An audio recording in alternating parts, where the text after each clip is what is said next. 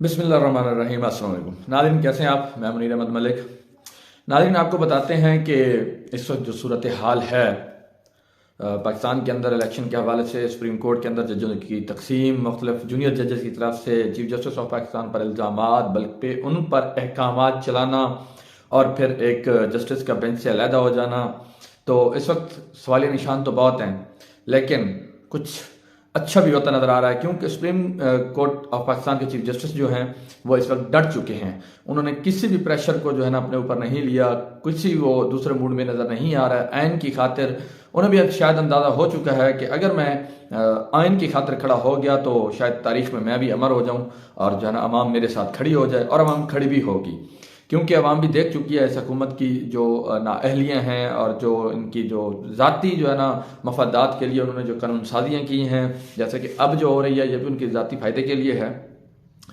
तो अब हुआ क्या है, वो कहते हैं ना कि जब चिराग बुझने लगता है तो आखिर में वो टमटमाता है, तो वो बड़ा दर्दनाक मंजर होता है। उसको अगर आपने ऑब्ज़र्व किया हो, मैंने तो कई दफ़ा ऑब्ज़र्व किया है, तो वो मतलब बड़ी कोशिश करता है कि मैं जलता रहूं, थोड़ा सा बुझेगा फिर जल उठेगा इसी तरह, और एंड में वो ख़त्म हो जाता है।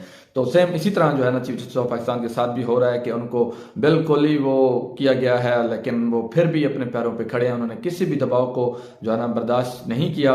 रात उनको जो है ना ताकतवर हल्कों की जानिब से कहा गया कि जी आप जो है ना चीफ जस्टिस ऑफ पाकिस्तान का ओहदा छोड़ दें, फुल बेंच जो है ना फुल कोर्ट बेंच तश्कील दें, अदरवाइज जो है ना आप जो है ना इस्तीफा दे दें। लेकिन उन्होंने ऐसा कुछ नहीं किया। 5 जजेस पर मुश्तमिल जो बेंच था, उनमें से एक जज जो है जस्टिस काजी अमीनुद्दीन खान वो अलहदा हो गए हैं, लेकिन बाकी जो रिमेनिंग 4 हैं वो आज केस की समाअत करेंगे। लेकिन आपको एक और बात बता दूं, आज भी जुमा है और ये लगता यही है कि ये भी आज शायद पीडीएम पे भारी पड़ जाए। और लेकिन दूसरी तरफ एक और जस्टिस हैं जो कि पहले भी आपको नज़र आ रहा है कि इस सारे जो केस की समाअत हो रही है उसके अंदर जो है ना कुछ ऐसे रिमार्क्स दे रहे हैं जिनका नाम है जस्टिस जमाल खान बंदोखैर। हो सकता है वो आज बेंच से वो भी अलहदा हो जाए, तो फिर कितने बचेंगे पीछे? 3।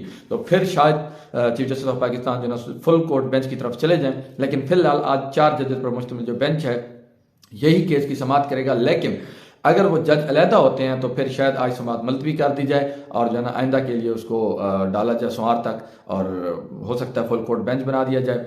रात हुकूमती वुज़रा ने जो है ना अपने जो उनके ऑफिशियल ट्विटर अकाउंट्स हैं, ऑफिशियल ट्विटर हैंडल हैं, उस पर से जो है ना चीफ जस्टिस ऑफ पाकिस्तान के खिलाफ ट्वीट्स किए और जो है ना चीफ जस्टिस को कहा कि फुल कोर्ट बेंच तश्कील दो या घर जाओ। ये मुख्तलिफ वुज़रा की जानिब से हुआ। इसके अलावा तारड़ ने भी कहा, चीफ जस्टिस को नॉमिनेट करते हुए उन्होंने कहा कि आपके पास ना लीगल अथॉरिटी है और ना मॉरल अथॉरिटी, तो आप जो है ना ये फुल कोर्ट बेंच बनाए या घर जाए।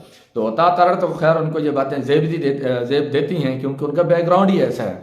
कबल अजीम मैं अपने व्लॉग में बता चुका हूँ कि उनका बैकग्राउंड ही ऐसा है। उनके जो बड़े थे वो भी सुप्रीम कोर्ट के खिलाफ जो है ना उन्होंने ऐसा कुछ किया था, जो मैं पहले बता तो चुका हूँ, आप खैर पिछले व्लॉग सुन सकते हैं।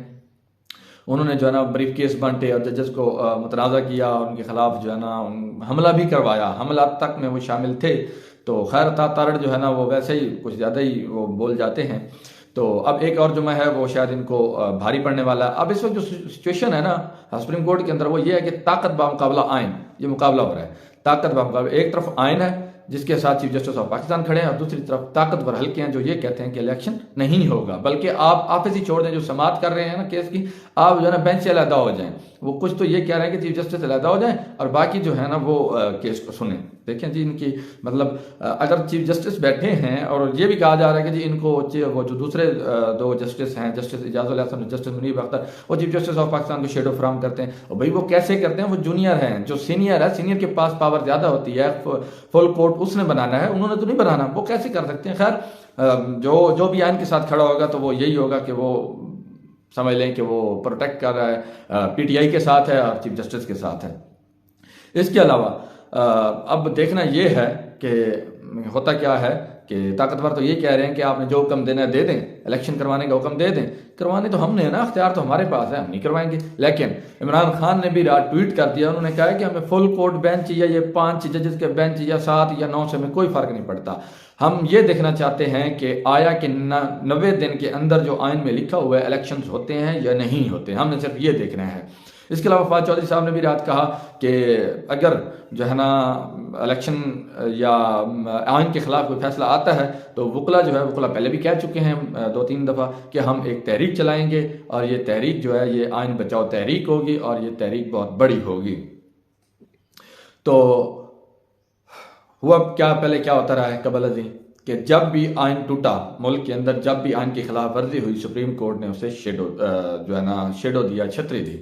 पहले ऐसे ही होता रहा है। आप देख सकते हैं कि जब मुशर्रफ दौर में मार्शल लॉ लगाया गया तो तब ये हुआ कि जस्टिस अब्दुल हमीद डोगर को बनाया गया, पीसीओ जजेज आए, उन्होंने प्रोटेक्ट ही किया ना।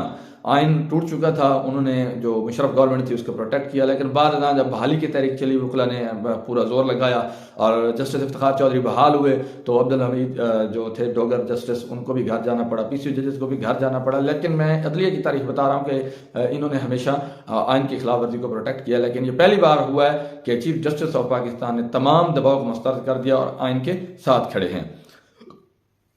अब देखते हैं, देखना यह है कि आइन जो चीफ जस्टिस की तरफ से भी रिमार्क सामने आए कि जब 90 दिन के अंदर इलेक्शन करवाने हैं तो 90 दिन के बाद जो, चलो इलेक्शन नहीं होंगे हम मान लेते हैं, लेकिन जो इस वक्त निगरान हुकूमत बैठी है वो तो 90 दिन से ऊपर जा ही नहीं सकती, उसकी तो ऐन में गुंजाइश ही नहीं है, उसका रास्ता आप कैसे निकालेंगे। चलो इलेक्शन के लिए तो बहाना बन गया, ये हालात हैं, वो हालात हैं, सिक्योरिटी की वजूहत हैं, फलां वजूहत हैं, लेकिन जब ये जो मौजूदा निगरान हुकूमत है ये कहाँ जाएगी, इसकी क्या कानूनी हैसियत होगी, इसको आप कैसे जो है ना आइन में तरमीम करेंगे। दूसरी तरफ जो खकान चौधरी साहब, खकान अब्बासी शायद खकान अब्बासी साहब है, उन्होंने रात जो है ना ये कहा है कि जी अगर जो है ना, जैसे कि पहले उस पर रोस्टम पे एक वकील कबल अज़ीम चीफ जस्टिस सुप्रीम कोर्ट के अंदर कह चुके हैं कि ये जो प्रैक्टिस में प्रोसीजर बिल है ये जो है ना सुप्रीम कोर्ट से मुस्तरद कर देगी, क्योंकि वो है ही ऐसा। अब जो है ना शाहिद खान अब्बासी ने रात एक प्रोग्राम में कहा है कि जी अगर इसे स्ट्राइक डाउन कर भी दिया सुप्रीम कोर्ट ने तो हम इसको दोबारा लेके आएंगे कौमी असम्बली के अंदर, सेनेट के अंदर, और फिर इसको आगे लेके जाएंगे। अगर फिर भी कर दिया तो हम दोबारा लेके आएंगे। देखिए बेशर्मी और बेशर्मी की इंतहा है, डीठपन की इंतहा है कि अब नजर भी आ रहा है कि जजेस, सुप्रीम कोर्ट के जो जजेस हैं वो इसको स्ट्राइक डाउन करेंगे, कि वो सुप्रीम कोर्ट के इख्तियारात पे हमला है और वो खुद इसमें तरामीम कर सकते हैं। सुप्रीम कोर्ट के जो जजेस बैठे हैं वो खुद इसको वो कर सकते हैं कि जी उसके पास नहीं होना चाहिए, क्योंकि बाकी जो जजेस बैठे हैं वो बेवकूफ़ हैं। ये चीफ जस्टिस जो है वो ज़्यादा सियाना है और बाकी जो है उन्हें नहीं पता कि अख्तियारात जो हैं वो नीचे होने चाहिए या नहीं होना चाहिए। तो ये ऊपर क्यों इनके पास है, मतलब सेंट्रलाइज डिसेंट्रलाइज का जो होता है, जिसको नीचे लेके जाना है पावर्स को या नहीं ले जाना। अब फवाद चौधरी भी कह चुके हैं, खकान अब्बासी भी। दूसरी तरफ IMF है, IMF ने रात एक और शर्त लगा दी। उन्होंने कहा जी $3 अरब की गारंटी दे सऊदी अरब और UAE। मतलब जिस तरह आप किसी से कर्जा लेने जाते हैं, बैंक से लेने जाते हैं, तो बैंक कहता है भाई 2 गारंटर दो, ताकि कल आप ना दो तो हम गारंटर्स के पास जाएं। तो यहाँ भी सूरत हाल वही बन चुकी है। वो कहता है IMF को हम पे इतना एतबार नहीं है कि ये वापस कर दें, भैया एक मुल्क है, कोई एक शख्स नहीं है, एक कंट्री है जो कि न्यूक्लियर पावर रखता है। तो उसको वो कह रहे हैं भाई आप जो है ना कोई गारंटर दें, सऊदी अरब या UAE में से कोई गारंटर दें $3 अरब के, कल आपने वापस ना किए तो हम उनको पकड़ें। तो ये अब हमारे हालात हो चुके हैं कि हमें IMF जो है ना हमसे गारंटियां मांग रहा है। और जो हमारे रिजर्व हैं वो इस वक्त $4.25 अरब पे आ चुके हैं, मतलब 35 करोड़ और भी कम हो चुका है। तो 5 से ये 4.25 पे आ गए हैं, अब 4.5 से 4.25 पे आ चुके हैं। तो अब देखना ये है कि मुल्क, अब ये जो इस वक्त कह रहे हैं कि जी मतलब मौजूदा जो हुकूमत है वो ये कहती है जी हमने तो हुकूमत इसलिए ली थी कि मुल्क डिफॉल्ट की तरफ जा रहा था, हमने तो डिफॉल्ट से बचाया है, डिफॉल्ट से बचाने की कोशिश कर रहे हैं। बचाया कहाँ है, मुल्क तो डिफॉल्ट पर पहुंच चुका है। और तब तो $22 अरब खजाने में पड़ा था, अब $3 अरब है, आपने बचाया कहाँ है, आपने तो डुबो दिया मुल्क को। खैर अब ये तो सब हर किसी को नजर आ रहा है, हर कोई देख रहा है, ये सिर्फ मुझे नजर नहीं आ रहा, आप भी देख रहे हैं, सोशल मीडिया का दौर है हर किसी को। इसके अलावा जो है ना जो सीनियर भारतीय सफारतकार हैं उनकी रात मुलाकात हुई नवीद कमर के साथ, कमर जमान कायरा के साथ, बिलावल भुट्टो के साथ। बिलावल भुट्टो साहब तो खैर जब से वजीर खारजा बने हैं वो तो पाकिस्तान में कम ही नजर आते हैं, वो इंटरनेशनल दौरों पर रहते हैं, वो पाकिस्तान में बहुत कम नजर आते हैं।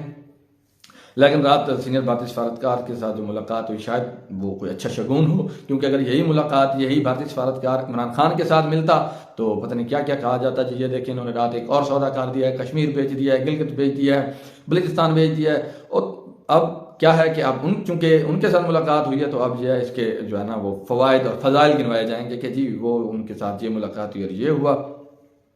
अब जैसा कि मैंने पिछले व्लॉग में बताया कि जो बगावत की तरफ थी सेक्शन 124A वो ख़त्म कर दी गई कल लाहौर हाई कोर्ट की तरफ से।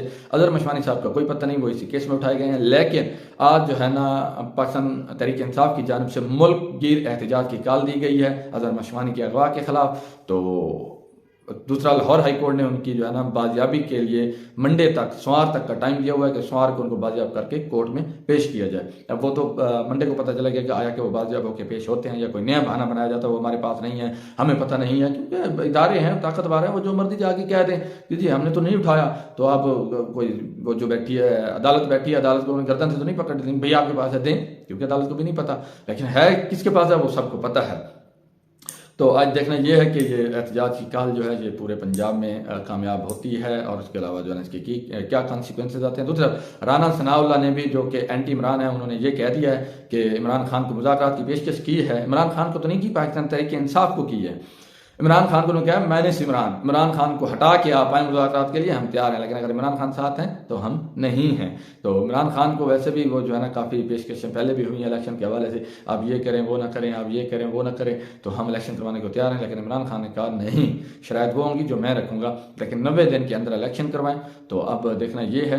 ख्वाजा साद रशीद का भी एक ट्वीट सामने आया जिसमें वो ये कह रहे हैं कि इमरान खान जो है अगर इसको हुकूमत दे दी गई तो ये अपोजिशन को, मतलब हमें जो मौजूदा गवर्नमेंट है ये अपोजिशन में चली जाएगी अगर उनको हुकूमत मिलती है तो ये हमें जो है ना अपने सियासी मुखालफिन को जिंदा गाड़ देगा। इसके लिए इमरान खान हमें गारंटी दे कि वो जो है ना ऐसा नहीं करेगा, तो हम इलेक्शन करवाने को तैयार हैं। देखिए उनकी जो ज़हनी फतूर है वो सामने आते जा रहे हैं, वो बरमला उसका इजहार भी कर रहे हैं, और क्योंकि वो ताकतवर हल्के उनके साथ खड़े हैं, तो लिहाजा क्या हो सकता है। तो वो इंशाल्लाह नेक्स्ट व्लॉग में एक नई अपडेट के साथ हाजिर होते हैं। फिलहाल के लिए इतना ही। मेरे चैनल को सब्सक्राइब करना, वीडियो को लाइक करना ना भूलिएगा, और अपनी कीमती जो तजावीज़ हैं वो कमेंट्स में देनी है। मैं कमेंट्स रीड भी करता हूँ और उनको जो है ना उस पर अमल भी करता हूँ। अल्लाह हाफ़िज़।